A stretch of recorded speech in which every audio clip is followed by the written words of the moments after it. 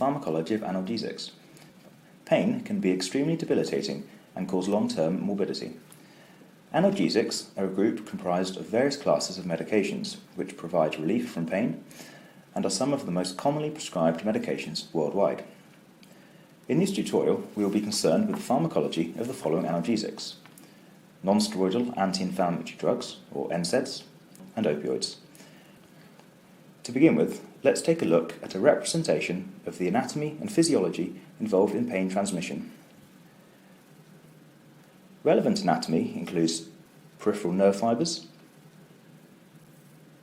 the dorsal root ganglion, the spinal cord, spinothalamic tract, medulla, periaqueductal grey of the midbrain, the thalamus, and the primary somatosensory area of the cerebral cortex. When trauma occurs at a peripheral site, peripheral nerve fibers are stimulated and an action potential is created, transmitting information about tissue damage along the nerve to the dorsal root ganglion. This eventually synapses with a second-order neuron within the dorsal horn of the spinal cord in a region called the substantia gelatinosa. This second-order neuron decussates or crosses the spinal cord at this level before entering the spinothalamic tract and rising through the medulla, the periaqueductal grey of the midbrain, and then synapses with a third-order neuron within the thalamus. This third-order neuron then continues on, ending at the primary somatosensory region of the cerebral cortex. Let's look at the mechanism by which trauma in peripheral tissues causes this sequence of events to occur. Trauma stimulates the enzyme phospholipase A2 to act on phospholipids in the tissue, metabolizing these to arachidonic acid. Arachidonic acid is acted on by a number of enzymes, including cyclooxygenase 2, or COX-2, which produces endoperoxidase, which are in turn converted into a number of prostaglandins.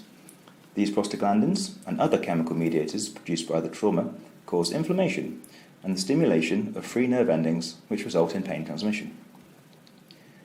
However, this process can be interrupted by the use of non-steroidal anti-inflammatory drugs, such as ibuprofen, which acts to block the action of cyclooxygenase 2, providing relief for pain of mild to medium severity. Another group of medications which block the transmission of pain are opioids. Opioids, such as morphine, act at opioid receptors at a number of sites to block the transmission of severe pain by reducing the amount of neuropeptides and neurotransmitters, such as substance P and glutamate, available to continue pain transmission. Opioid receptors are G-protein coupled receptors, and there are three subtypes. These are delta, kappa, and mu. When opioids bind to mu1 receptors, they cause analgesia and are responsible for physical dependence. Opioids binding to mu2 receptors cause many of the side effects associated with opioid use, including respiratory depression, meiosis, euphoria, and reduced gastrointestinal motility. Opioids act at opioid receptors to reduce pain transmission within the substantia gelatinosa of the dorsal horn of the spinal cord. They also act in the medulla, the thalamus, and at the primary somatosensory region of the cerebral cortex. In addition to this effect, the binding of opioids to opioid receptors in the periaqueductal grey of the midbrain causes stimulation of the descending inhibitory pathways, which acts to further reduce pain transmission and plays an important part in the analgesic effect of opioids.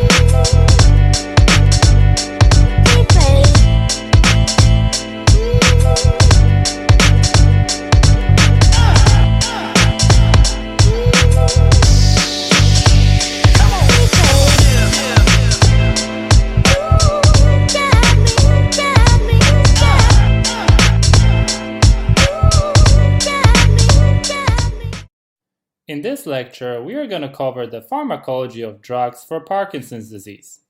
So let's get right into it. Parkinson's disease is a neurological disorder that results in a progressive loss of coordination and movement.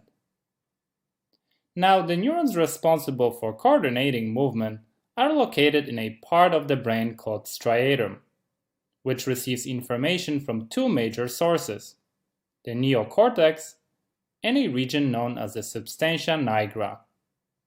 The cortex relays sensory information as well as plans for future action, while the substantia nigra sends dopamine that helps to coordinate all of the inputs. Now, Parkinson's disease develops when the neurons connecting the substantia nigra to the striatum progressively degenerate. Since dopaminergic neurons that originate in the substantia nigra normally exert inhibitory effects on GABA neurons located in the striatum, too little dopamine results in more GABA, causing increased inhibition of the thalamus, as well as reduced excitatory input to the motor cortex. In addition to that, these same dopaminergic neurons also exert inhibitory effects on the excitatory cholinergic neurons in the striatum. And again, without sufficient levels of dopamine, the production of acetylcholine is increased, which triggers a chain of abnormal signaling leading to impaired mobility. Ultimately, the imbalance between inhibitory and excitatory activities leads to the manifestation of typical clinical symptoms that include resting tremor, rigidity, postural instability, and slowed movement. The pharmacological therapy for Parkinson's disease is aimed at replenishing dopamine levels, mimicking dopamine's action, or antagonizing the excitatory effects of cholinergic neurons. Now, in order to get a better understanding of the pharmacology of anti-Parkinson agents, first we need to take a closer look at the dopamine-producing neuron.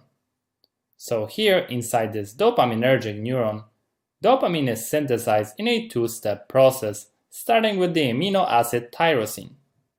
First, with the help of enzyme tyrosine hydroxylase, tyrosine gets converted to L-DOPA, also known as levodopa. In the second step, the L-DOPA formed by tyrosine hydroxylation is quickly decarboxylated by another enzyme called aromatic L-amino acid decarboxylase to the neurotransmitter dopamine. Dopamine is then loaded into synaptic vesicles and released by physiological stimuli into the extracellular space, where it can bind to dopamine receptors that are expressed on the postsynaptic neuron. Finally, excess dopamine in the synapse is reuptaken back into the neuron or into glial cells, where it gets metabolized by monoamine oxidase, abbreviated MAO, and catechol O-methyltransferase, abbreviated COMT. It's important to note that while the MAO enzyme exists in two forms, known as type A and type B, the type that is predominantly found in the glial cells is the MAO type B. Now let's move on to discussing drugs used in treatment of Parkinson's disease, starting with one of the most commonly used drugs, that is levodopa. But first things first, you may wonder, well, why would you use the precursor of dopamine instead of dopamine itself? And the answer is, it's because of the blood-brain barrier.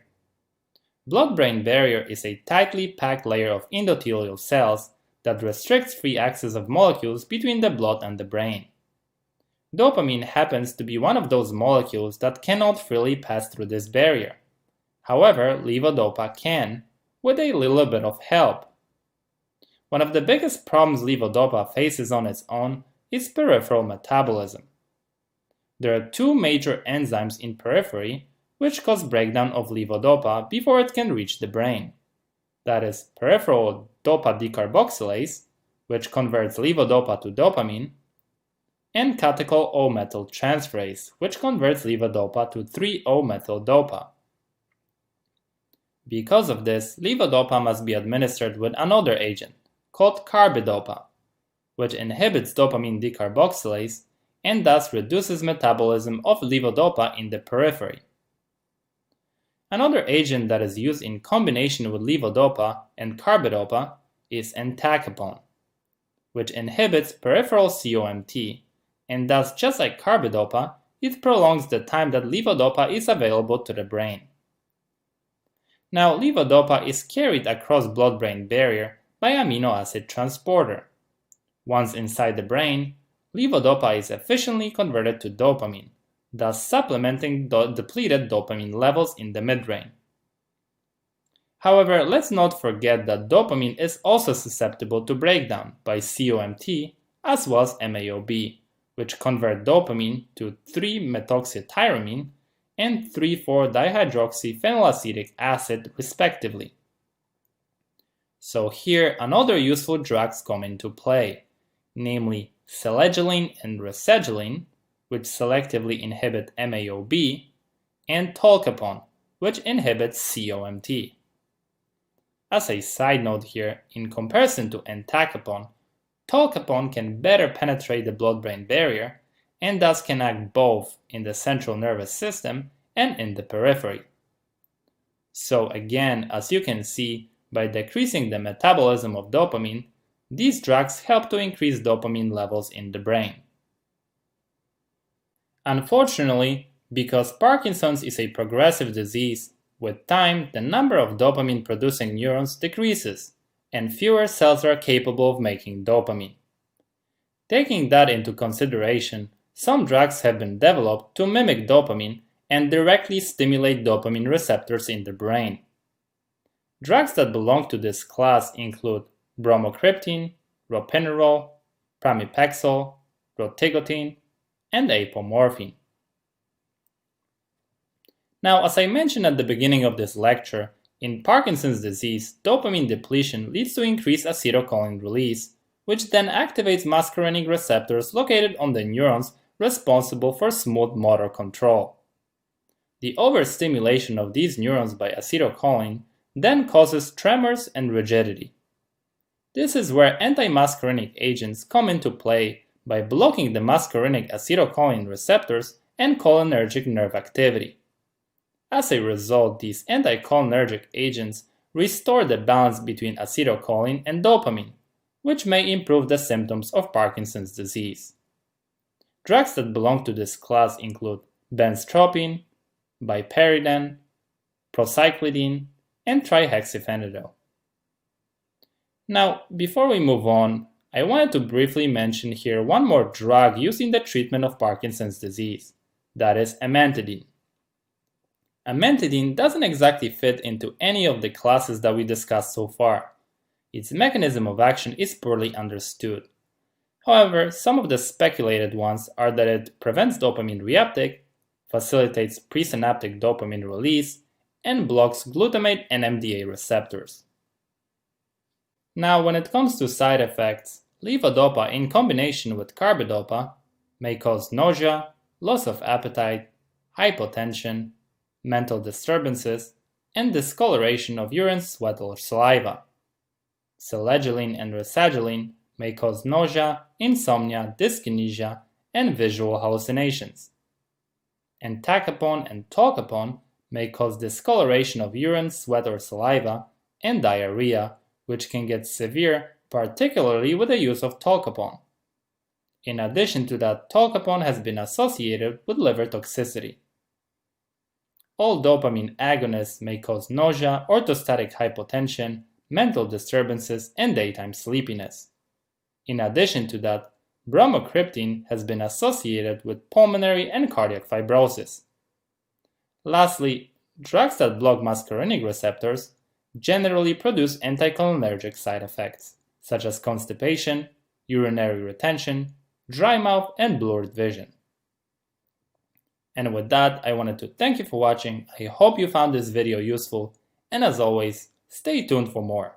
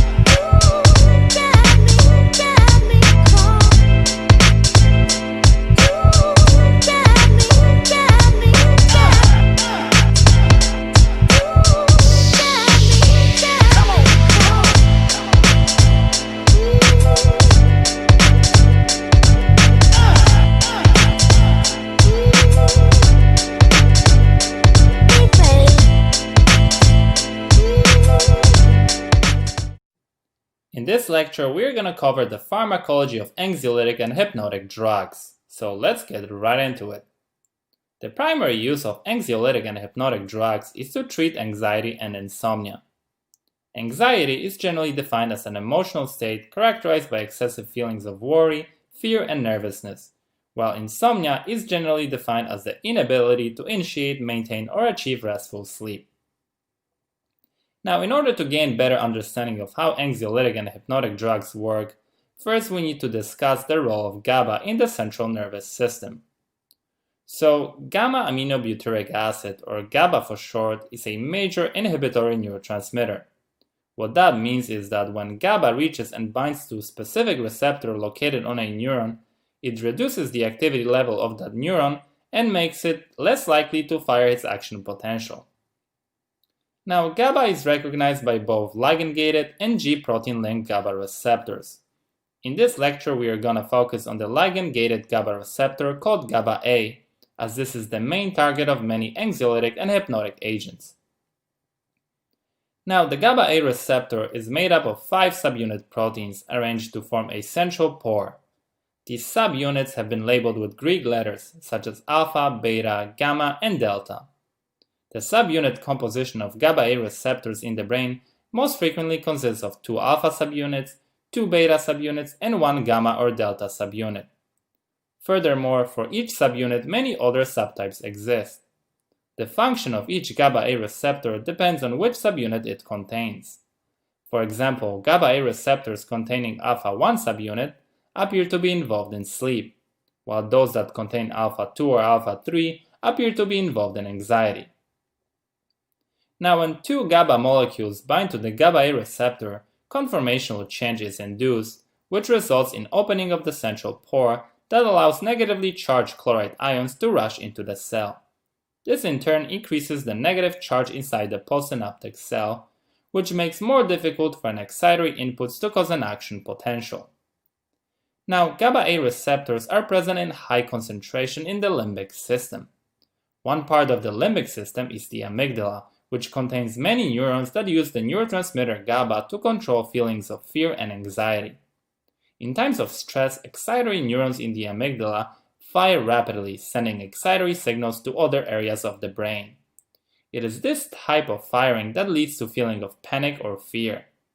The inhibitory interneurons in the amygdala regulate these emotions by releasing GABA.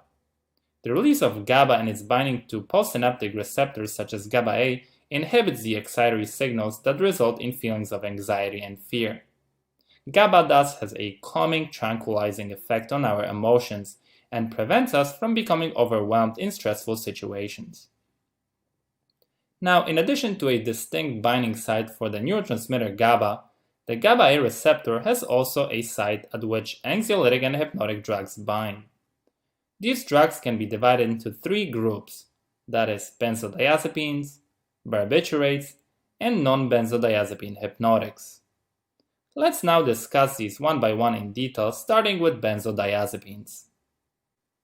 So, benzodiazepines get their name from their chemical structure, which includes a benzene ring fused to a diazepine ring. Their binding site appears to be the region between the alpha and gamma subunit on the GABA-A receptor. It's important to remember that benzodiazepines do not bind to the GABA recognition site located at the junction of the alpha and beta subunits. Thereby, they don't induce opening of the channel as directly as GABA. Instead, the binding of a benzodiazepine to its receptor site increases the affinity of GABA for the GABA binding site. This leads to increased frequency of the channel opening and in turn increased influx of chloride ions at the postsynaptic cell, which ultimately makes it difficult for any excitatory inputs to cause an action potential. So when the excitatory signals caused by fear or stress are inhibited in this way, the result is decreased anxiety and greater feeling of calm. In addition to that, benzodiazepines can also produce mild muscle relaxation as a result of their action on GABA receptors in the spinal cord, cerebellum, and brainstem. The examples of benzodiazepines are alprazolam, chlordiazepoxide, clonazepam, diazepam, lorazepam, and temazepam. When it comes to side effects of benzodiazepines, the most common ones are related to their sedating and muscle relaxing action. They include drowsiness, dizziness, decreased alertness and concentration, as well as impairment of motor coordination. Now let's move on to the next group, that is barbiturates. So barbiturates bind to GABA-A receptor at the alpha or beta subunit, which is different from the GABA binding site and also different from the benzodiazepine binding site. Now, just like benzodiazepines, barbiturates enhance the effect of GABA at the GABA-A receptor. However, instead of increasing the ion channel opening frequency, they increase the ion channel opening duration. In other words, unlike benzodiazepines, barbiturates hold the ion channel open continuously for long periods of time. In addition to that, barbiturates can decrease the activity of excitatory neurotransmitters such as acetylcholine and glutamate, and at higher doses, they can also mimic GABA and directly activate GABA receptors, thus leading to profound central nervous system depression. This is why barbiturates have a much lower therapeutic index than benzodiazepines, meaning the toxic dose is not much higher than the therapeutic dose. The examples of barbiturates include pentobarbital, phenobarbital, and secobarbital. When it comes to side effects, barbiturates most often cause dizziness, lightheadedness, sedation, as well as memory and attention impairments. Furthermore, because of their narrow therapeutic index, it's important to remember that even small barbiturate overdose can result in coma or death due to respiratory depression. Now let's move on to our last group of drugs, that is non-benzodiazepine hypnotics. As I mentioned at the beginning of this lecture, GABA-A receptors in different areas of the central nervous system consist of various combinations of the subunits. The specific subunit that appears to mediate sedation is the alpha-1 isoform. So as their name suggests, non-benzodiazepine hypnotics are structurally different from the benzodiazepines, and as you may already guess, they selectively bind to the alpha-1 subunit of the GABA-A receptor, thus triggering chloride channel opening with resulting membrane hyperpolarization.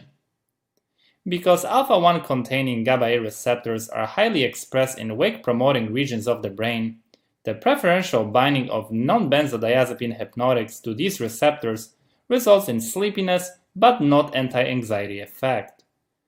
The examples of non-benzodiazepine hypnotics are zolpidem, zaleplon, and azopiclone. When it comes to side effects, non-benzodiazepine hypnotics can cause cognitive impairments, including memory loss, daytime sedation, as well as impairment of motor function. And with that, I wanted to thank you for watching. I hope you enjoyed this video, and as always, stay tuned for more.